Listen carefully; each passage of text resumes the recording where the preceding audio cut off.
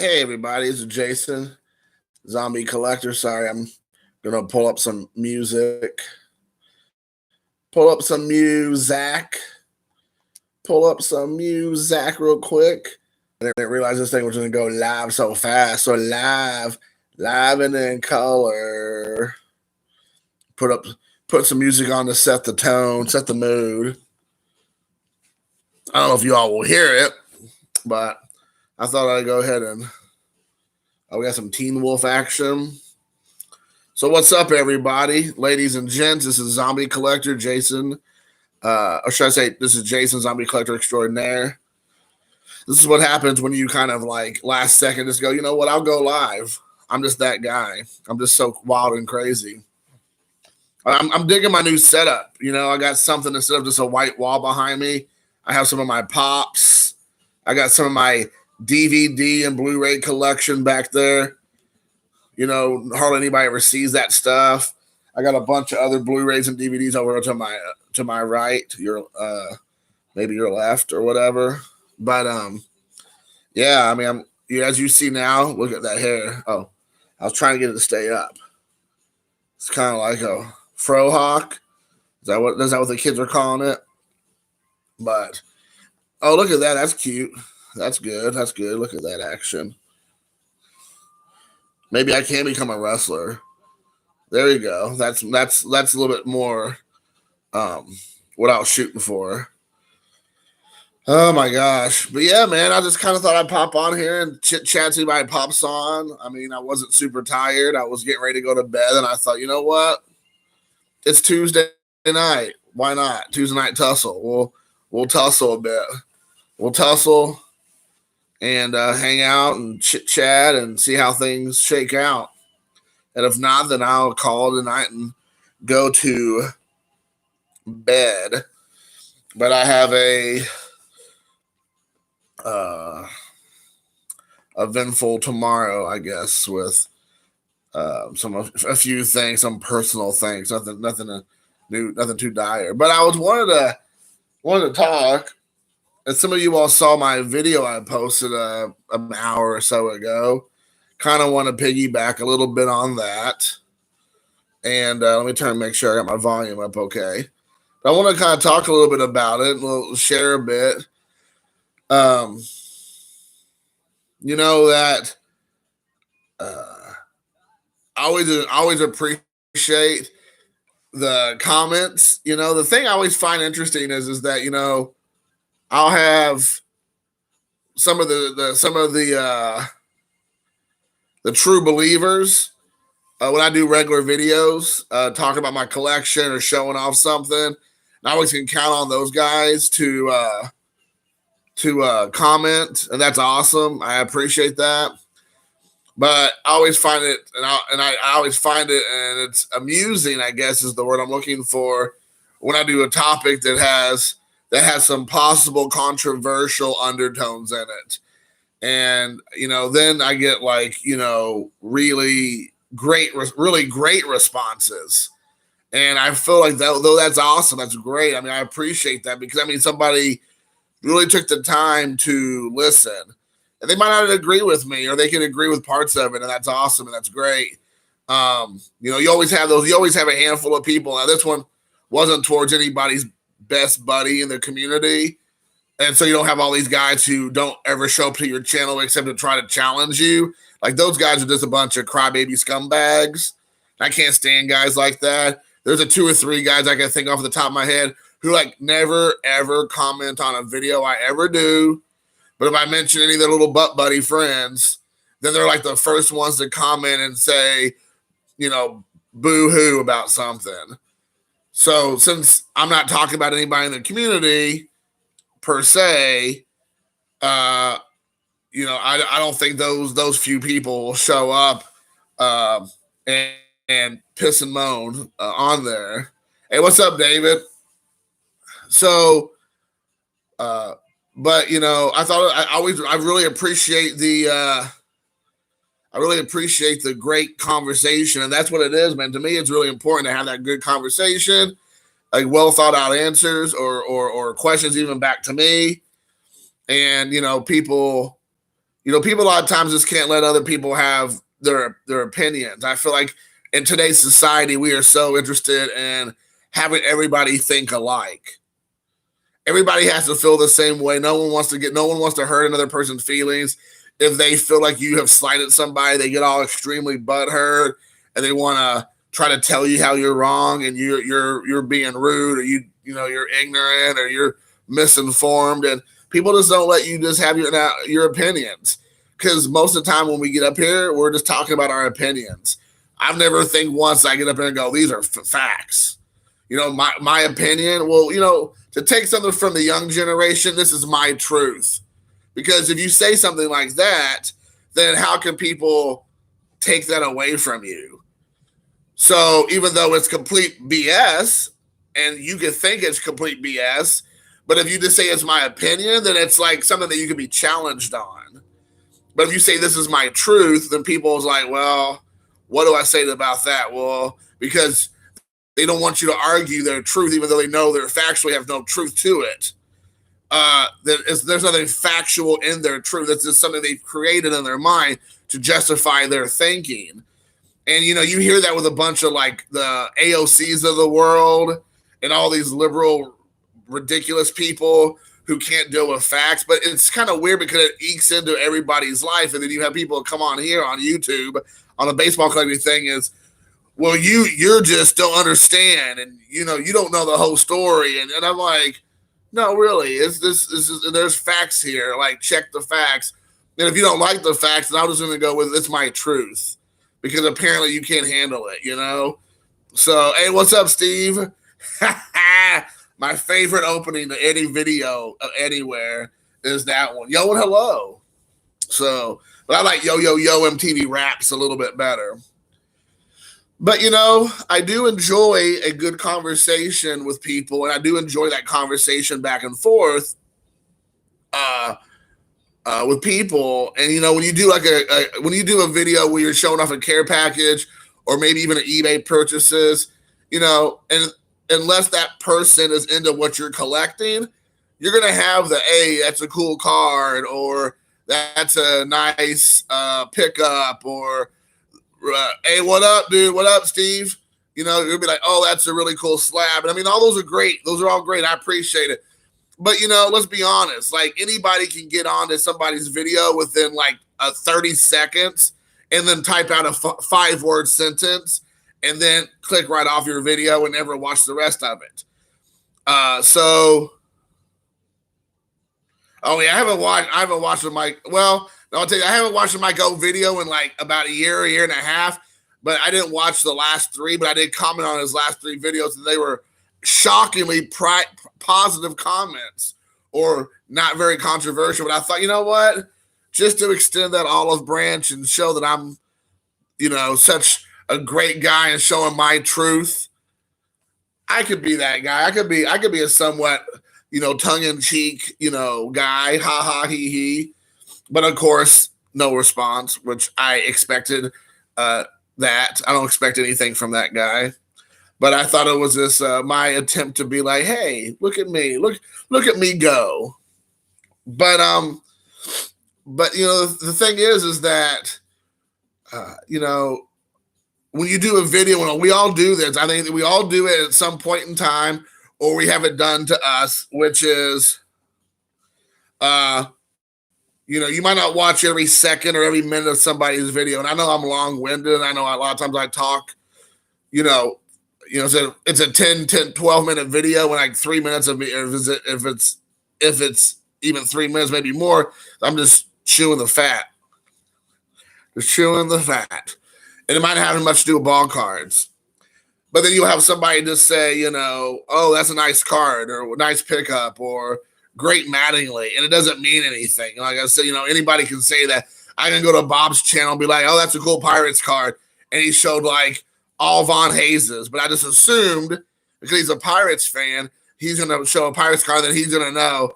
Jason even watched this video. Now, of course, I've never done that, but you know what I'm saying. You know how I'm coming from.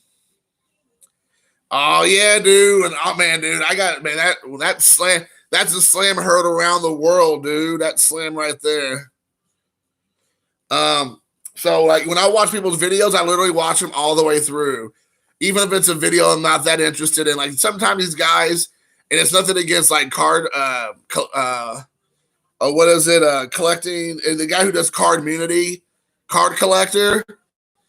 But sometimes he'll just do videos that I have no interest in. Like he does a lot of, pretty much he just does box breaks or pack breaks.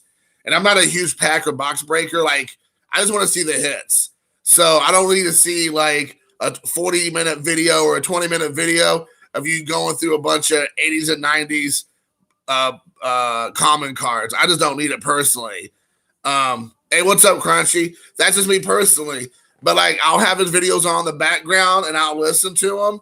And I don't fast forward through them because I'll do other stuff because his videos are long and it's about stuff I like, 90% of the stuff has nothing to do with what I'm interested in. I just want to see the hits.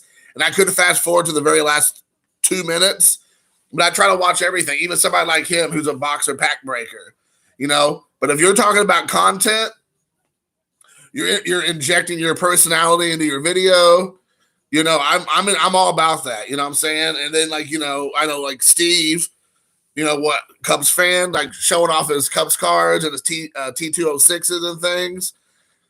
Like I love that. I mean, I'm not a Cubs fan. I mean, I like the Cubs, but I'm not tracking down Cubs T06s, but I can tell there's a passion there. It's really cool. I love it. He's talking about the history of the players and the cards and the teams.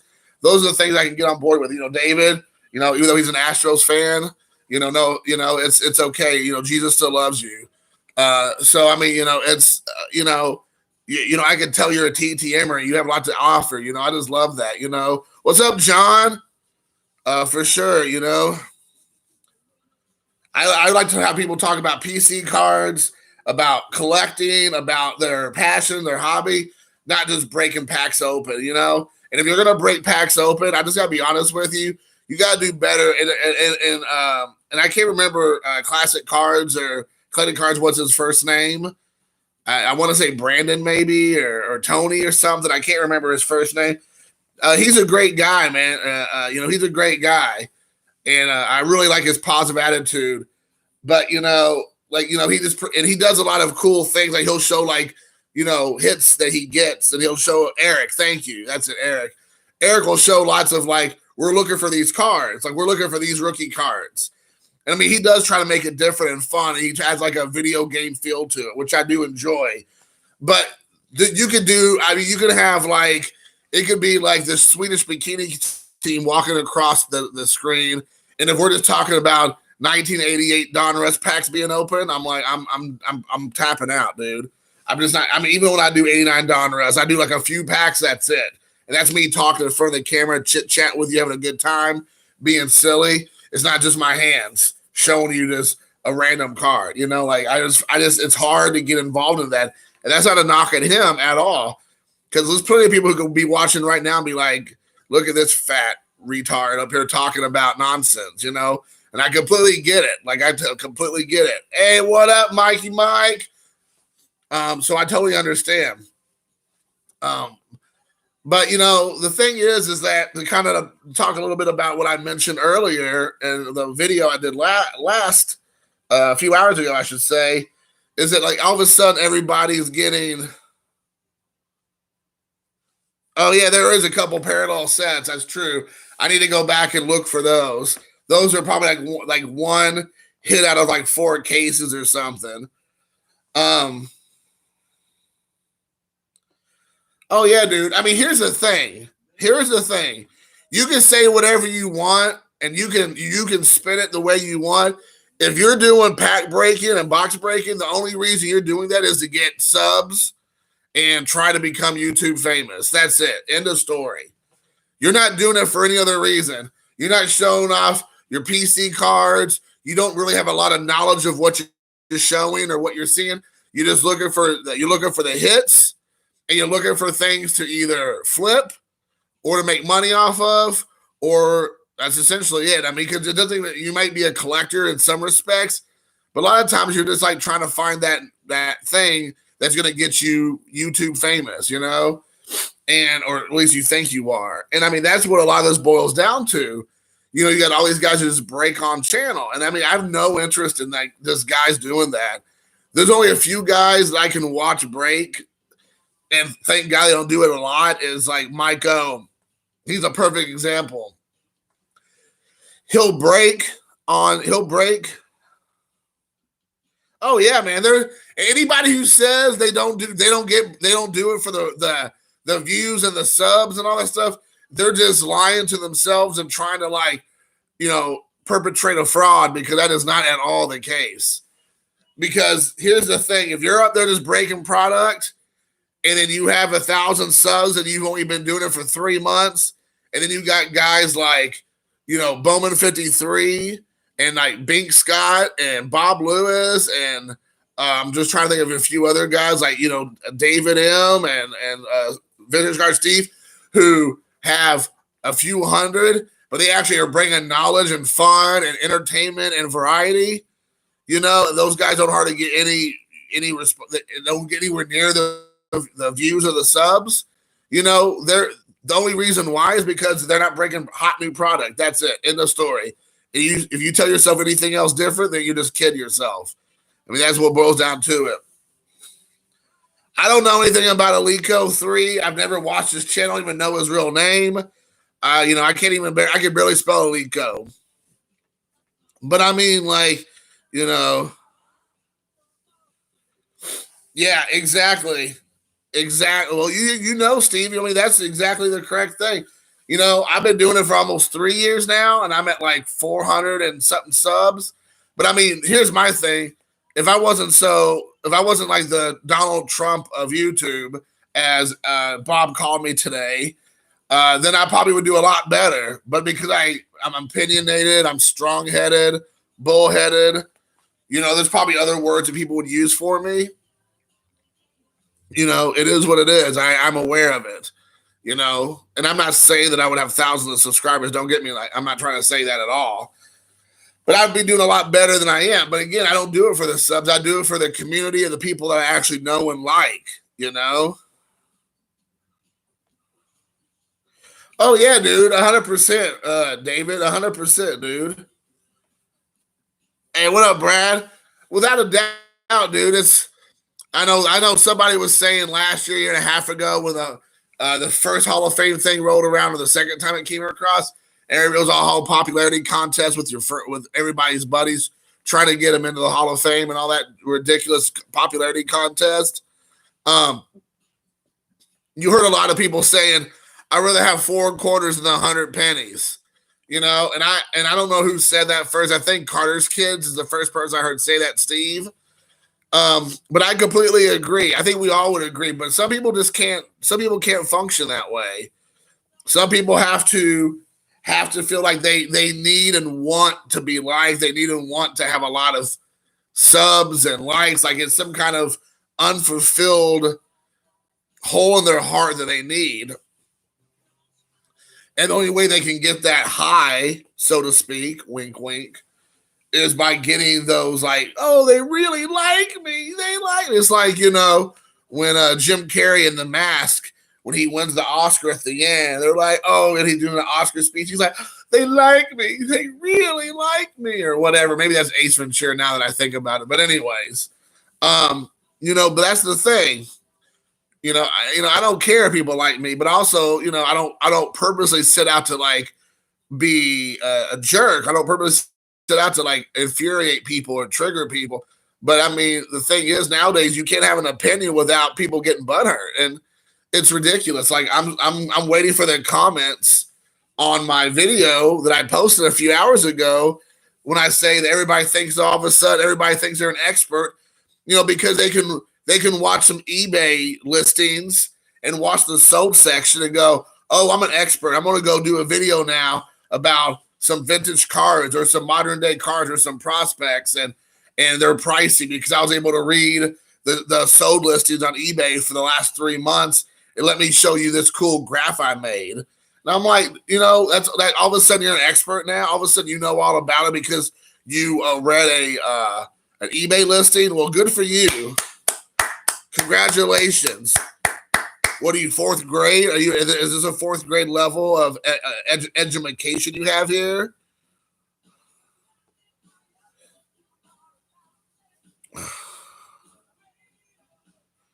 Oh, John, you already know, dude. You're trying to trigger me, John.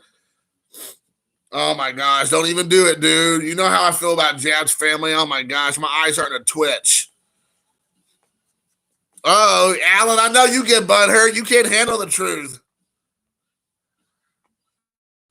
Oh yeah, Mike, no kidding. I need a shower. No, yeah, you're right. I can't make a graph. I mean, yeah, and I'm not gonna say I understand. Here's the thing: I understand Jabs is a gateway into the community in a lot of ways, and that's fine. Like I never watched Jabs religiously. I watched it because I never even knew Jabs existed. But I think one or two people said, "Hey, you should check out Jabs." About 2.5 years ago. And I watched a couple of those videos, and I'm like, this guy's a douchebag. Like, I could just tell right out of the gate the guy was a douchebag. Just his overall arrogance and attitude. It's like, there's no way. The way he treated his daughter or his wife, and the way he treated people at PNC Park in Pittsburgh, the way, because he'd have his camera, and he was, like, stealing the balls away from, like, old ladies and little kids. Like, he would get, like, 15 baseballs, and he'd give like one kid a baseball, and that's after he grabbed like 18 from other kids. I'm like, this guy's a complete douchebag, and plus he's a teacher, makes the whole thing even worse. So, it's whatever, man. Like I said, I could be talking about that guy forever, and it's a waste of my time. Yeah.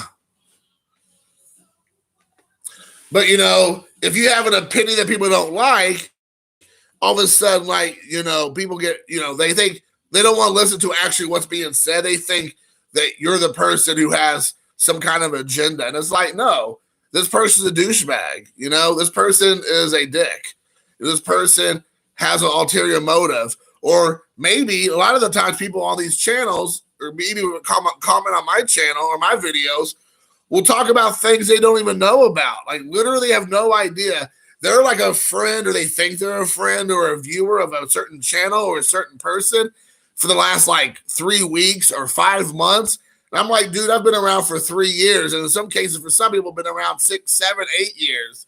And I'm like, you just got here 6 months ago. You don't know the history. That's like walking into a storyline on WWE or whatever, and you think you know what's going on because you watched one promo, but you don't know nothing else going on, but you're going to interject, and then you're going to look like a horse's butt afterwards because people are going to be like, you have no idea what you're talking about. But on YouTube, people think they do because they watch like 6 videos of this person. They know all about their history or the history between me and somebody else or 2 other channels. Like, you have so many people who are like in their like little card gangs and all this kind of ridiculousness. And I'm like, oh my gosh. Everybody, it's all like the Sharks and the Jets. And I mean, it's just so ridiculous. And people get really seriously butthurt because they think, we're a gang of card collectors. And I'm like, what in the world is this? Like, are we going to all sing and dance in unison also? I mean, come on, dude.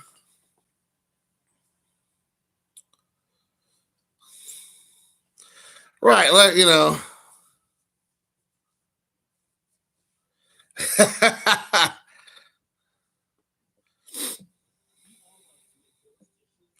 yeah. Man, I would love to do the diamond cut on Jabs, dude. I would love to do a DDT. Man, I would love to do that, dude. Seriously, I would love to do it. Drop a DDT on him. Oh my gosh, dude. Seriously. Or Jimmy the Superfly Snuka off the top of the steel cage, just fly through with a drop of the elbow. Man, honestly, power bomb, tombstone.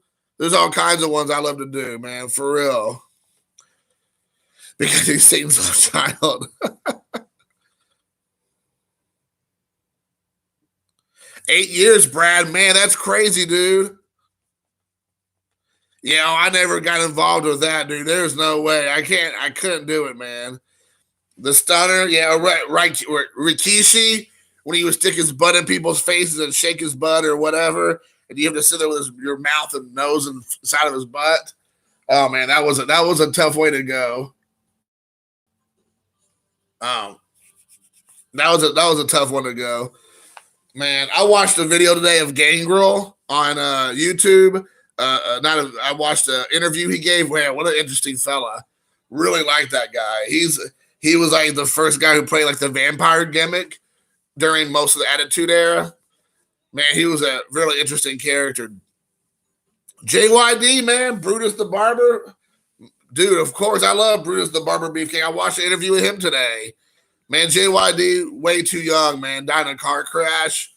That sucks, dude. He was by far one of my favorite wrestlers when I was a kid. What's up, Victor Negron? JYD was definitely one of my favorite wrestlers from back in the day, without a doubt. I really enjoyed him. He was one of the, I don't think he was ever a heel. He was always a good guy, which I thought was awesome. Yeah, the Gangrel theme song, by far awesome, man, without a doubt. Oh, what's up, New York Yankees fan? Oh, yeah. On flipping cards, oh, let me tell you. Oh, my gosh, dude. Yeah, it was ridiculous. Dude. It's getting ridiculous at everybody's videos. People who've never, never were in the flipping game and the prospecting game and the graph game and all these things. All of a sudden, they see all this possibility of getting more views and more subs by all of a sudden talking about it. Man, dude, it's getting ridiculous. Reese is here. Where's Reese at? Hey, what up, Reese? Hey, what's up, Henry? And now everybody's trying to be an expert. Man, like, stick to what you know. And most of them, I mean, I stick to what I know. Talking a bunch of crap about a bunch of different people and baseball cards that I love. That's what I know.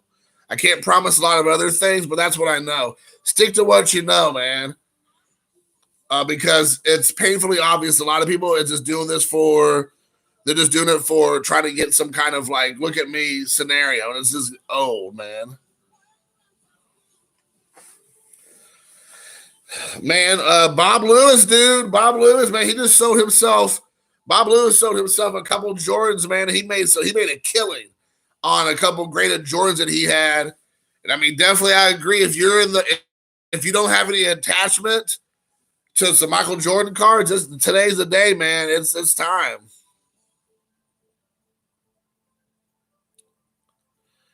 Hey, that's cool, Ron. Yeah, Gangrel looked like a really cool dude. He seemed like really down to earth, nothing like his character. Man, super cool, man. I thought it was cool. Some of the guys don't ever stop the gimmick, which kind of gets annoying when you want to hear them just talk about an interview, or you want to hear them have a real interview, and you don't want to hear them like shoot, or you want to hear them shoot but not play their character, like shoot as they're human, they're real person, not shoot as a gimmick. So sometimes it gets a little bit old because they can't break out of it. They think that everybody wants to see that all the time. And it's like, no, really. Like Brutus the Barber was a little bit like that. And I'm like, dude, man, come on, stop, please, for the love of God. The Bushwhackers were a little bit like that. But you know who the ones are? Two guys that have done it a lot I saw was Matt Hardy. He wouldn't talk to him he wouldn't talk in the interview in his real voice. He would talk in his Damascus voice or whatever he was doing. And I'm like, dude, that is so annoying. Like, please, for the love of God, stop. You're not Jared Litho. And the Headbangers, like Mosh and Thrash or whatever, those guys were like acting like kind of like douchebags during the interview, especially early on. I'm kind of like, what? Like, dude, you should be happy people remember who you guys are. And they're like kind of goofy acting, and I don't know. Some of these guys just get a little bit too much. Like they just think that they got to be these characters like nonstop. I'm like, it really is. It's fine. Please stop. Yeah, he had his own school in Florida. I saw that. Yeah, I mean, the interview was actually at his wrestling school, and so yeah, it would be cool. Like I lived in that area, I would 100% go. I mean, not to really just go for exercise and for fun, not because I want to be a wrestler. But yeah, it's definitely cool. Yeah. He was married to Luna before she died. He was married to her for a while. And if you watch the interview that he gives to Chris Van Vliet, he talks about that Luna was the only wrestler to his knowledge that WWE actually had a restraining order against because they're afraid that she'd come back and kill somebody because she was so like bipolar and schizophrenic, and these are all his words, and that she couldn't be trusted around the talent or around like management. So, oh yeah, Phil's Pulls, dude, that guy, oh my gosh. I mean, he's less annoying than Jabs, that's for sure. But I mean, here's the thing, dude. He's a big YouTuber now because one, he's Phil Hughes.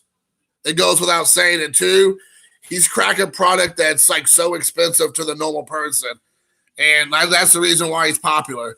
And that guy, if it was me cracking 87 tops wax, no one's coming, and I understand that. Sorry guys. Yeah, beaver cleavage. Yeah, they talk about that too. Yeah, they talk about that with his mom. It's like connected to his mom or something. Disco Inferno, what? Was working the door at Sapphire Strip Club. No.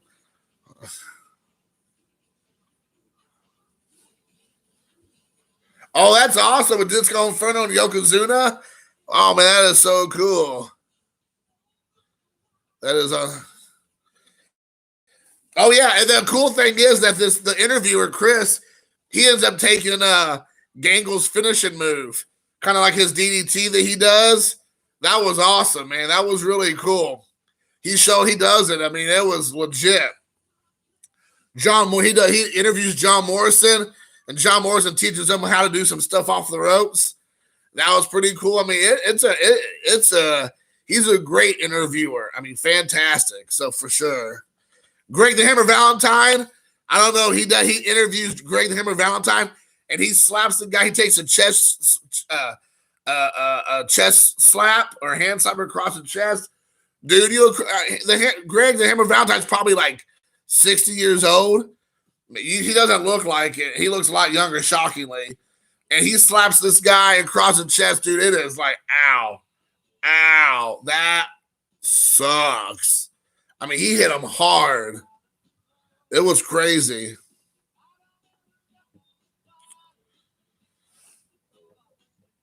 Oh, that's cool. You got to hang out with. You got to see him at a bar, and he was with Oculus. That'd have been cool.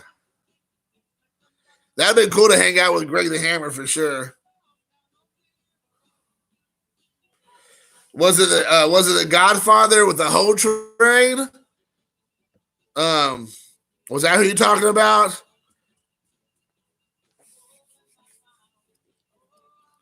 Does anybody remember Val Venus?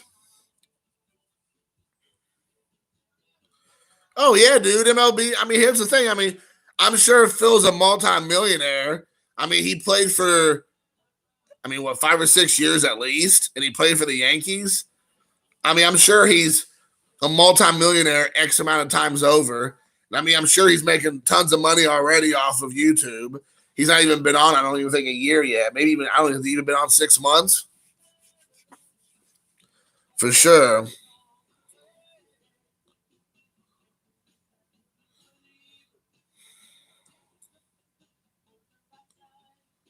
Oh my gosh, that's hilarious, Victor. He's not even collecting anymore, but you gotta check out Phil's Pulls, dude. He's legit.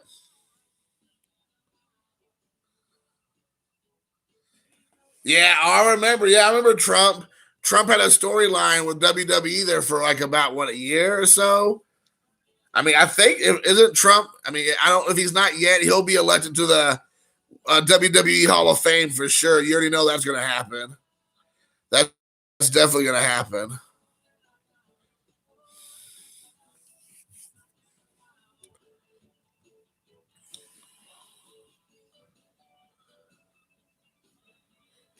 Yeah.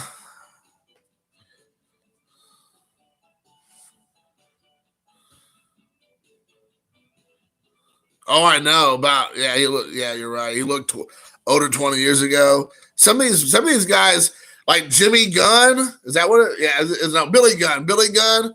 Oh my gosh, this guy looks great, dude. He is like so swollen, dude. Just like in such great shape. I mean, he's in better shape now than he was 20 years ago. That Billy Gunn, man, dude. Gail Kim, she looks in fantastic shape. If you remember Gail Kim back in the day, he interviewed her. Unbelievable. I mean, Gangrel looks in pretty good shape. Shockingly, even Mosh and Thrash, the headbangers, they looked in really good shape. I was like, good lord, man. I mean, some of these guys look like they're in better shape now than they did back then. Not all of them, but some of them.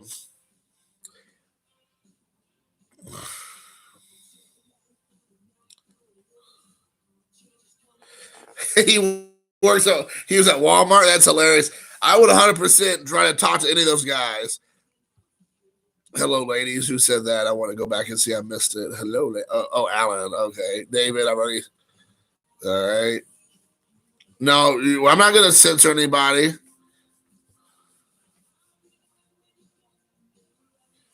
Oh my gosh, the Godfather and D'Lo Brown run a strip club out there and Valfina sells weed. Oh my gosh, what? Yeah, dude, the Godfather, dude. I remember that, man. And he even talks about it, which is hilarious. I don't know what I saw. I think it was like Dark Ring. Was it Dark Ring? Dark Side of the Ring? Or the Godfather's talking or something. He has in this interview, how can a black man be on national television during some heightened, like during the mid 90s with mid to late 90s, early odds with a lot of the racial tensions going on. And he had all his hoes were these white girls and he'd be out there like treating them like garbage. And I'm like, yeah, nowadays you can't get away with that. You would not be able to get up there and treat any woman like garbage, but especially like in a prostitution type of way. Yeah, you couldn't get away with that gimmick anymore. That'd be a hard sell now for sure. But that pimp thing was like golden.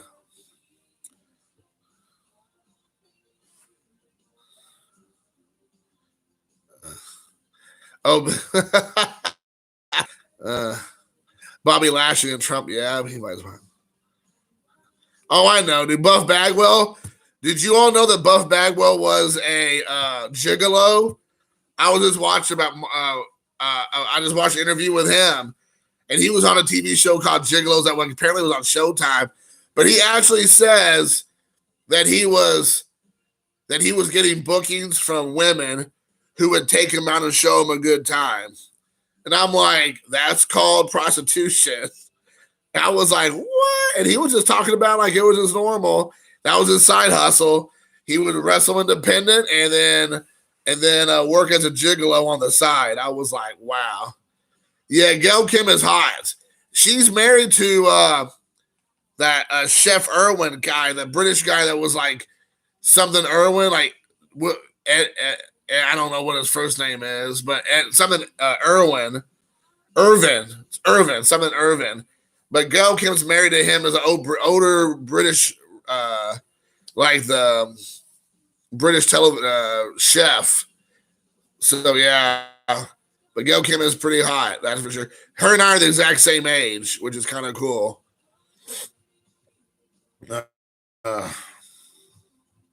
So I'm trying to get caught up on some of the comments. Phil brought. Oh yeah, dude. I mean, that's the thing. That's the thing about Phil's stuff. I mean, I watched one or two of his videos, and I'm like, this guy's like a high-end Jabs family. That's all this guy is. He's an expensive Jabs family guy. Apparently, Sabu's all over the place. I mean, almost like two or three guys. I watched a RVD interview, and they were talking about Sabu a lot. I was watching a Tommy Dreamer. He was talking about Sabu a whole lot. Apparently, Sabu's making the rounds a lot in the last year or so. So sounds like he's still out and about. I heard something. Unless something happened in the last few months I missed out on. Yeah, man, definitely check out John's channel. John's channel's great.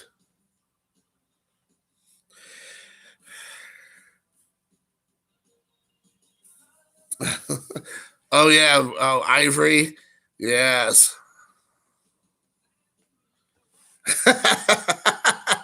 Ron, that's awesome. That's good. If you watch, Tommy Dreamer has an interview where he does conspiracy theories and wrestling in the same video. So that might be the interview up your alley, dude. You might want to check that out, Ron.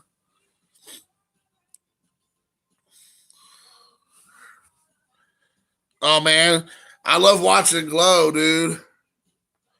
I watched Showtime After Dark back in the '90s, without a doubt. And I watch Glow right now, and I've been watching Glow on Netflix from back in the recently.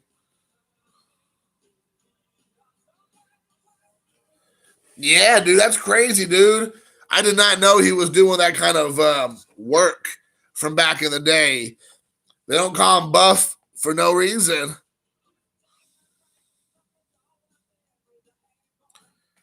Yeah, that's crazy. That's crazy about Chef Irvin or Irwin or Irvin. I think it's Irvin. I can't remember his first. I see. No, it's not. I can't remember his first name. But anyways, that's who Kim is married to. And it's funny because she kind of shoots on him a little bit. She said that he doesn't like that she wrestles all these like young studs or wrestles around all these young studs. It bothers him that she's back into wrestling because apparently she came back after being retired, which we all know in wrestling, you're never really retired. At any given time, you'll be going back to your whatever gimmick. But she was talking about how he didn't like the fact that she was back into wrestling and she was wrestling around a lot of these younger guys, and he didn't want her to do any of the mixed matches with men and women, and none of her finishing moves she had a couple quasi seductive finishing moves that she was known for, and he was there. He was like, I don't want you doing any of that stuff. So that's pretty funny.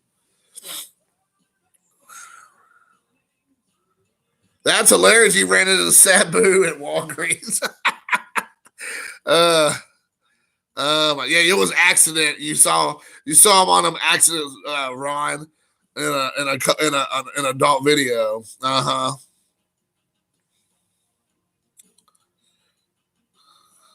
Yeah, I know. Well, that's the thing, though, Steve. The reason why he's doing it because it's bringing people to his channel. If you just show off a Trout rookie card, there's nothing special about that. Thousands of guys can do that. But who can do it with opening a box? Because no one can afford a box of 2011 update, Chrome, whatever, tops. They can't afford that card or that box. That box is what, $4,000 or something crazy, or $3,000 or whatever it might be. But if you're the one that's doing open that box, then you're going to bring a lot of people to your channel. Like if I decide to open up my SP box and I made a big announcement about, hey, on this day, I'm going to open this box at 8:00 on Friday, I guarantee you, even people who have nothing to do with me, who probably hate my guts, would be watching in anticipation if I pulled a Jeter rookie card out of there. You know, that's a lot more entertaining than me saying I bought a Jeter online for $3,000 and I got a 9 or whatever it is. So it is what it is. All right. Shane O'Mac. Hey, what up, Jesse? Robert Irvine. That's it. Thank you, Mike. Abdullah the Butcher. Fantastic, dude. That guy's a weirdo, too. Man, Abdullah the Butcher. Oh, man. New Jack. Oh, my gosh. That guy is, I do not like that guy, man. If you watch, there's a special on him on Vice, Dark Side of the Ring. That New Jack guy, man. I mean, I was really surprised at his attitude about everything. I mean, I guess that's who he is in real life. Like he is the character. He is that guy. Like the character is him. Like there's no separation.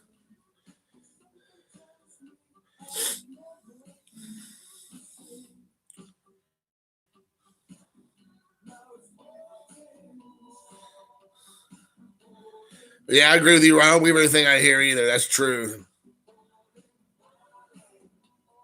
Yeah, John, that's right. Jeff's only doing it using everybody else's money. As you should, Victor. Open up a 99 box. I'll be there watching that box break for sure. Oh, I know. You're right, Alan. My bestie would definitely be watching that video.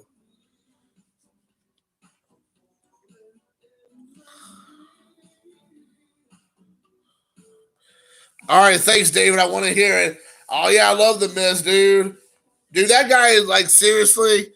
I wanted to not stand. I wanted to like hate that guy, but I really like him, man. Like he's definitely in my mind. He's over for me. He definitely is over. Like I'm a Ms. Mark, and I hate to say that because I really don't want to like the guy because he came from like the reality show, The Real World, on MTV from back in like 2001 or two or whatever, or the late 90s. I can't remember. I want to punch that guy straight in the throat. But now I actually dig him. Yeah, dude. I mean, like New Jack, dude, he's just like he honestly has zero. He actually has zero remorse for anything he's done. He tells he told in this interview. If you watch this interview on YouTube, you'll watch it right now. You can go Dark Side of the Ring, type in New Jack, and there's like an hour-long docu-series. Like he's like laughing about it, he's joking about it, he could care less. He has zero remorse for anything he's ever done. I'm like, wow.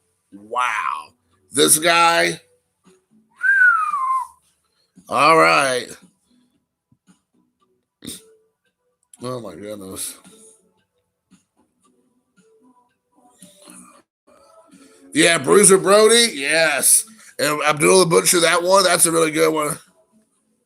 Yeah, I bet you are, Jesse, waiting for somebody.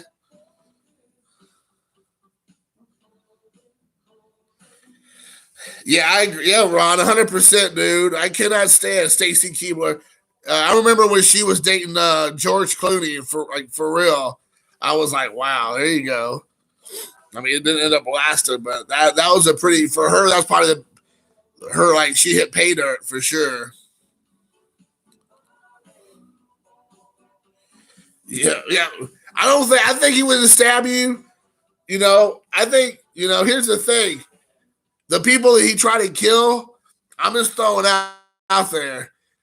Most everybody he would try to be killed on in all these shows were all these like white people. Let's just say it. He wasn't trying to kill nobody else. He got a chance he was getting paid to stab white people, and he was happy to do it. I mean, he was doing it with a smile on his face. It was kind of scary. Like it was like literally, he was trying to say because of something he saw when he was a kid that he was like, that made him want to be essentially the guy he turned into being. I'm like, no. A lot of people see terrible things as children and they don't go around trying to kill other people. I mean, like, you can't use that as your excuse. Like, I have a best friend of mine walked in right after his grandfather shot himself in the head at the dining room table, and he walked into like a complete blood splattered, brain splattered coffee table or dining room table in the kitchen. They hear the gunshot or shotgun outside walking towards the house. They go in and then they see Grandpa slumped over on the dining room table, brains and blood and skull everywhere.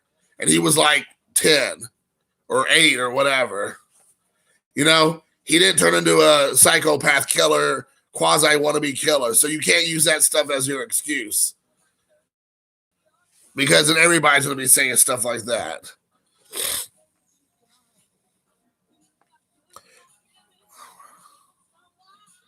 I wish he probably has the Rona.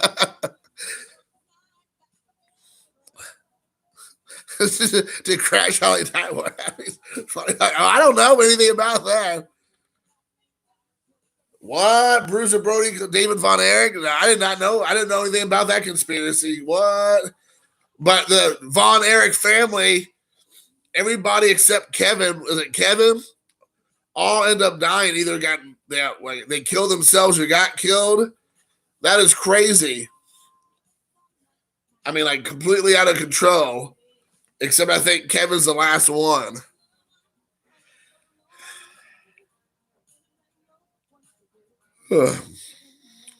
Yeah. Talk about a curse. They do an interview. They do a docu. They do one of the docu series on the Von Erich family, and they interview Kevin, who I think is the last one that's alive. And they go through the entire family, getting picked off one by one over the years. And I didn't know much about them because they never really made it to the big production, the big shows like WCW, of course, or WWE. I think one or two of them kind of dabbled a little bit WWE, but they never got, they never went over very well. And so they were like mostly out of Texas or Oklahoma. But I heard their name a lot. They're kind of like the Stu Hart family. They're kind of like the Hart family. It's like a family full, Dustin Rhodes, the Rhodes, and all that. But they definitely sucked. Oh yeah, the Texas Tornado. That's right. Yeah, but that gimmick didn't last very long, and he was out pretty quick. You're right. He did come over as a Texas Tornado, but that was, he was spinning around the ring, like spinning around with his arms. Yeah.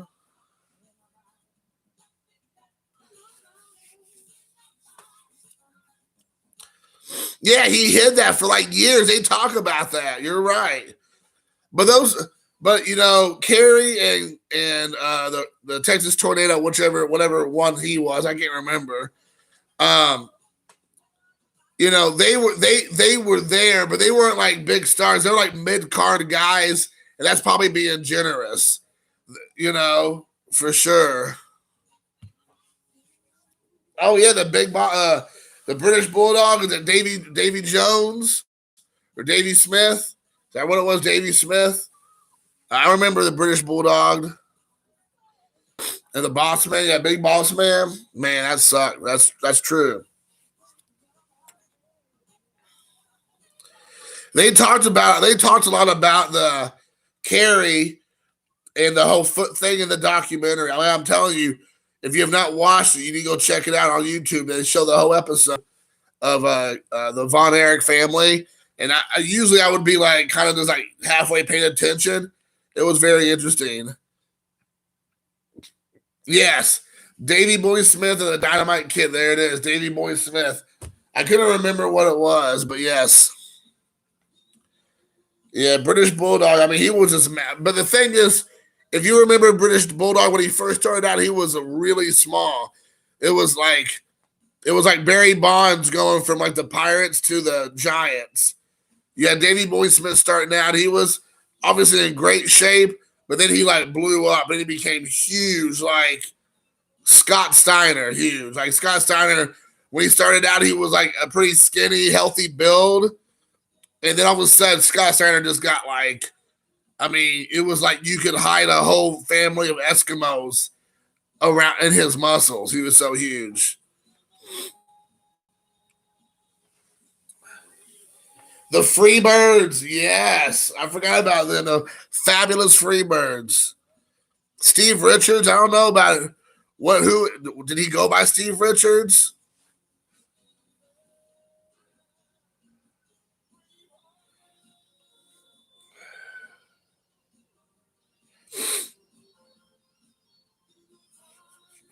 Yeah, they're all the Dynamite Kid and Benoit. All those guys are from Canada, so yeah.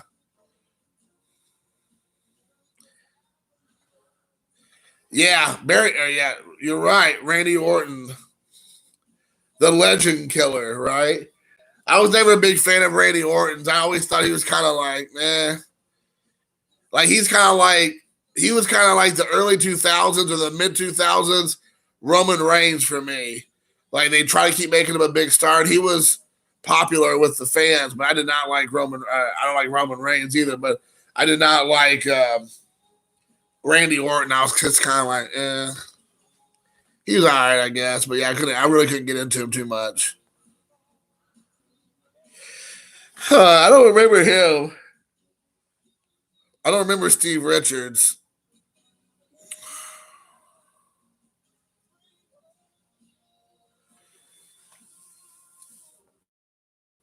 Oh man.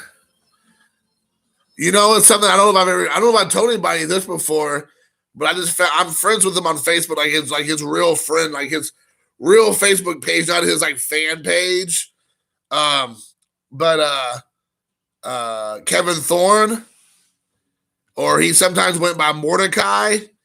He lives up the road from me, and him and I became friends on Facebook, and we talk some.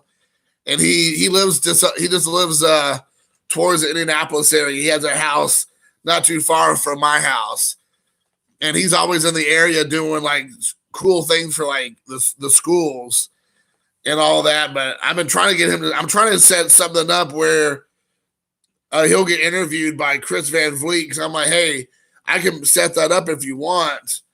And so I'm hoping he'll take me up on the offer. Yeah, yeah. His real name's Kevin Feig,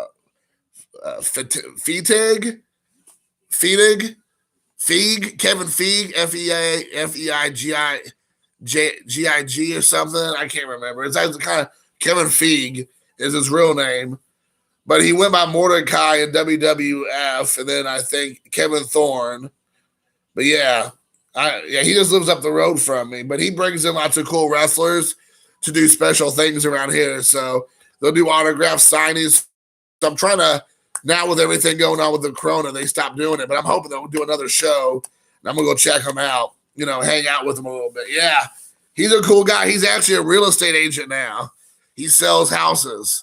That's his thing. I think he has a family. He decided to be the family man and stop doing all that. So he left the wrestling. I don't even think he wrestles anymore, like even independently or whatever, unless it's for like local shows. But he doesn't travel, I don't think, on the weekends. I think he's done wrestling altogether.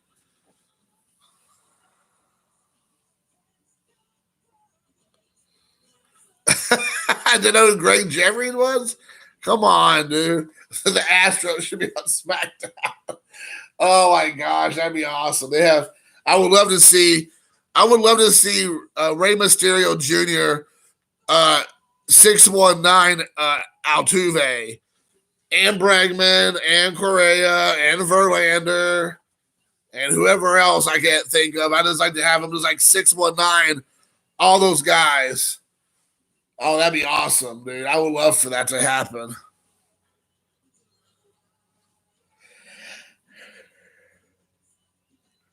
Hey, what's up, Eric? Sorry, guys. I started out strong, but it's an hour in, and I'm starting to lose my traction here. So I might end up calling now. When Eric gets here, it's time to call the party off. Yeah, baseball is going to be really weird. You're right.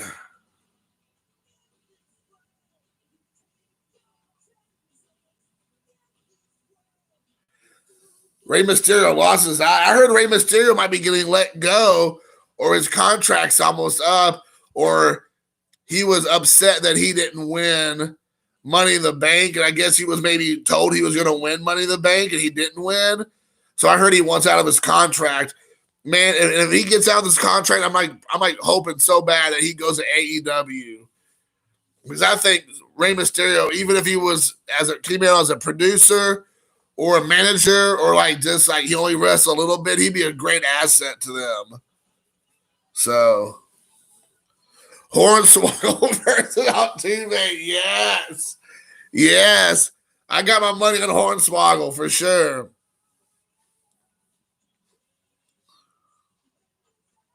Yeah, hopefully they all go to AEW. You're right. I really enjoy AEW. All right, see you later, Steve. I really am enjoying it. Like when I first started watching it, I was like, yeah, it's entertaining. But if you honestly think that WWE, at least SmackDown, I can't speak to Raw, if you really think that is better than AEW, then you're just kidding yourself. It sucks. There are so many great wrestlers right now over at AEW.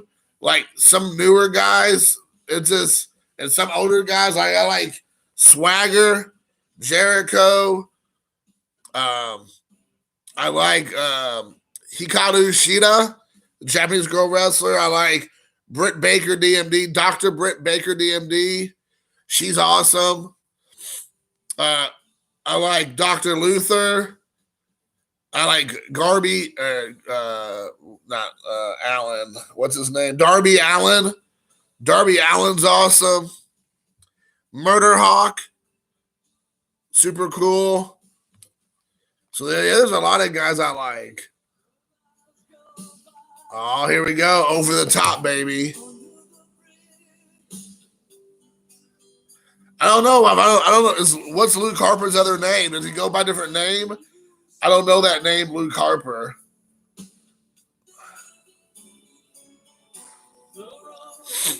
Is Luke Harper Murder Hawk? Yeah, dude, I love Darby Allin, dude. The coffin drop, that's legit. I love it, dude. I love that Cody tried to put it on him. Oh, Brody Lee, yes. Brody Lee, Murder Hawk. I can't remember his real name or wrestling name, but he goes by Murder Hawk, I think, also. Oh, Lance Archer, yes, there it is. The one Jake the Snake's with right now as his like manager. Lance Archer, Brody Lee, Darby Allin. I like Swagger. I like Cody, Dustin. I like MJF.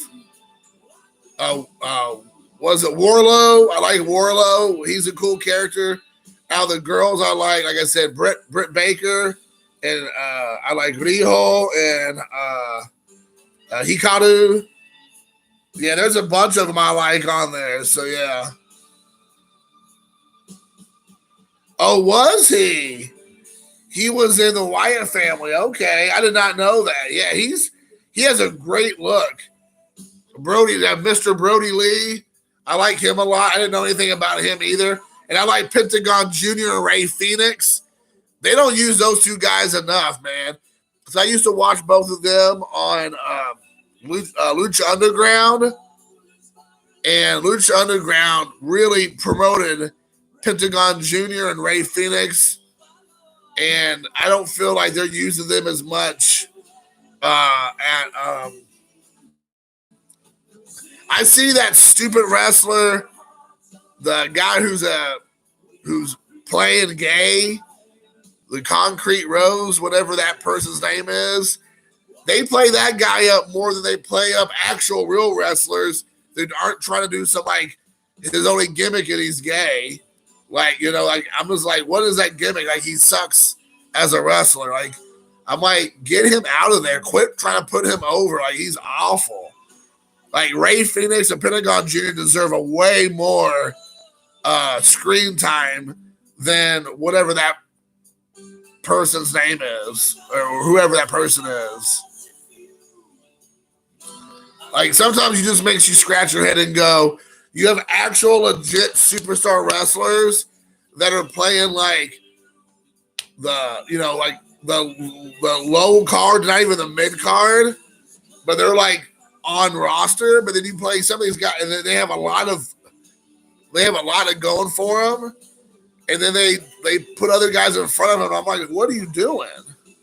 I know they just added packs, and they're called like the Death Triangle or something now. Like that's their thing, but they should have just left that alone.